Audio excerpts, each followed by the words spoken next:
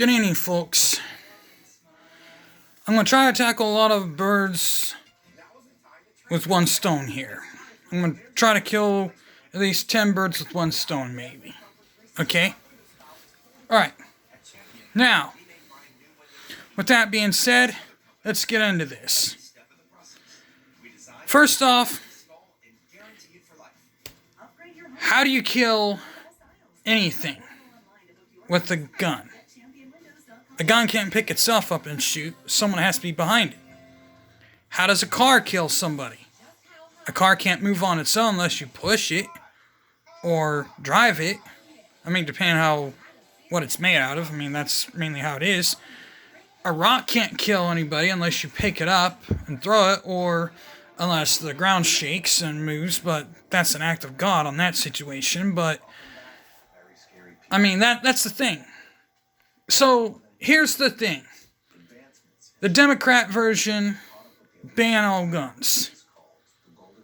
Like Beto O'Rourke, for instance, his version. This is where the line, and for somewhere along the line, we have to draw the line where it says, and this is where the Democrats always make the mistake.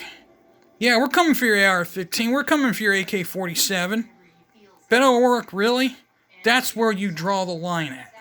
That's where the Republicans stand their ground and always defend the Second Amendment, saying, the right to bear arms shall not be infringed. I don't know how the whole entire thing is, or that part is, but they want to ban all assault weapons. Now, what exactly is an assault weapon? To define what an assault weapon is, those are mainly like combat weapons, but you mainly gotta fit a bayonet at the end of it. That'd be like, technically an AK-47 you can fit a bayonet at the end of, same with the AR-15, but in combat you cannot use an AR-15. AR-15 is not even used, it would not last long in combat. An M16 would last a pretty decent length of time in combat. So would literally almost all M4, M16, and M1 Garand if we still had the technology, but an AR-15 would not last long in a combat zone. Unless you put it down to the civilian version of it. Now, if you look at it, a lot of my friends who are military know that because they actually said that. Because an M4 would last over that, so would that. Now, you put a bayonet at the end of that, that makes it. Now, that also makes muskets illegal. People who own muskets, for my dad actually is in Frontier Spirit. He does like Revolutionary War and other wars such as that nature, like Revolutionary War, War of 1812, and the French and Indian War. He basically did French and Indian War and Revolutionary War type things. Now, those are single shot guns. You shoot one gun out, then you gotta put like a barrel, you gotta put like a bullet in it, put it down in there, pull it back out, put black powder in it, then you're ready again.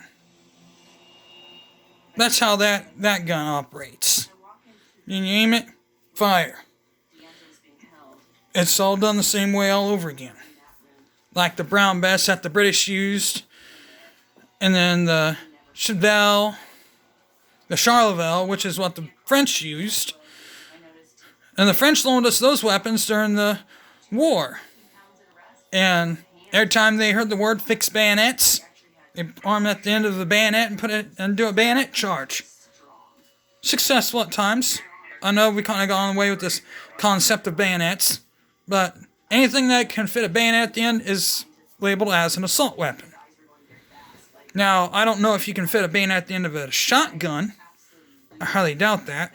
I've actually like to try that.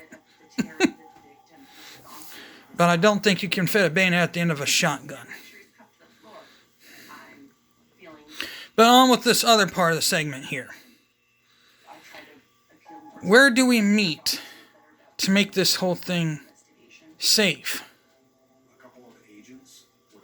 There really is no place, because Democrats are going to continue this narrative and just will not stop this narrative.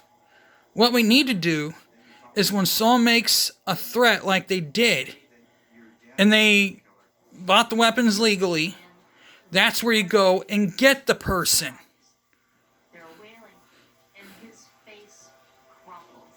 Facebook needs to contact the local authorities when someone makes a threatening statement like that.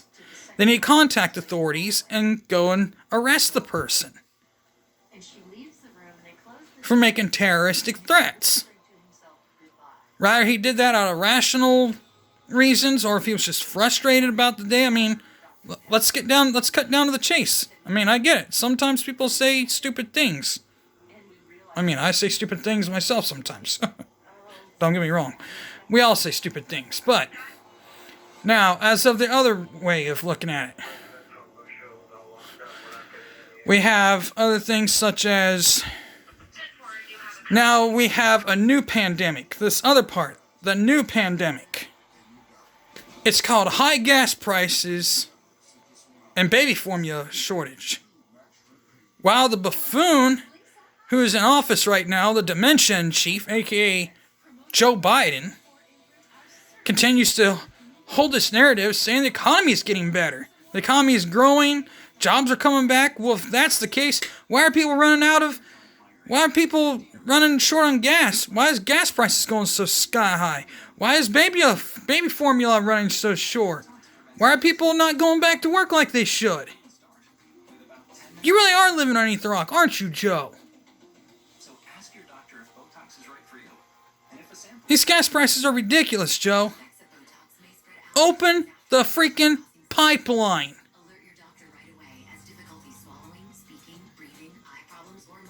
I mean, this is what's the complete disconnect is. And this is another thing about the Republicans and the Democrats. The Republicans are all about opening up the pipeline. The pipeline was open, and yet they had it all made. You need to open up the pipeline. While the Democrats, on their hand, are pushing this narrative about only making you buy electric cars that are not affordable. People who don't have the money to buy electric cars. That's the problem with this country. People who have the money can't afford electric cars, but yet, how high is your average electric bill? I mean, that's the thing.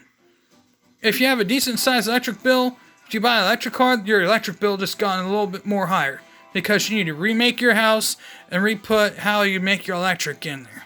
Because your electric bill by far more will be a lot more greater than what it is now. Because you need to reboot, and there's blackouts going on in California due to power shortages, due to electric cars and everything else, and that's going to happen in Indiana because people buy electric cars left and right. This country wasn't built by that. I mean, we're nowhere near ready for that. The president didn't think this over. This is the narrative that they're pushing. They're pushing to the point where we're not capable to that point yet. And lithium batteries are built off of natural resources of like oil. And yet they want to do away with oil? Well, that's not how this works, people. You need to think about this. We can't just walk away from something that we've relied on for so long. Just like that. It's like a click of a button. Just a flip of a switch like that. It doesn't work like that. Think about it. It's not easy, people. Yeah, cutting an enemy out of your life is one thing. And relying on your self-dependency. And enough of this hogwash of trying to say it's supply on demand is why the gas prices go up. No, you cannot tell me that. When Obama was in office, the gas prices went up. When Trump was in office, the gas prices went down. What's the reason here? Trump was a Republican. Obama was a Democrat. Then Biden was a Democrat. Gas prices went up. Sky high. Why? And you Democrats are endorsing this. You make me sick. Well, with that being said, hit the like button, hit the bell for notifications. I'll get back with you when I have something more to talk about. That being said, I'm out of here. Peace.